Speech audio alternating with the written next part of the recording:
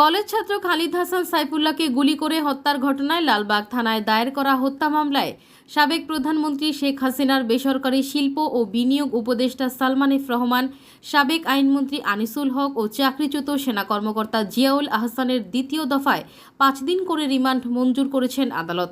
এদিকে প্রথম দফায় 4 দিনের রিমান্ড শেষে রাজধানীর ভাটারা থানা এলাকায় সুমন শিকদার নামে এক ব্যক্তিকে হত্যা মামলায় সাবেক সমাজ কল্যাণ মন্ত্রী ডাক্তার দীপু মনিকে 4 দিনের রিমান্ডের আদেশ দিয়েছেন আদালত।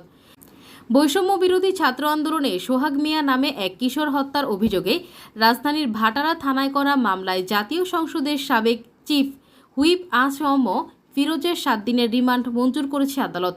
আজ শনিবার রাতে ঢাকার মেট্রোপলিটন ম্যাজিস্ট্রেট মোহাম্মদ জসিমের আদালত তাদের রিমান্ডে নেয়ার এই আদেশ দেন।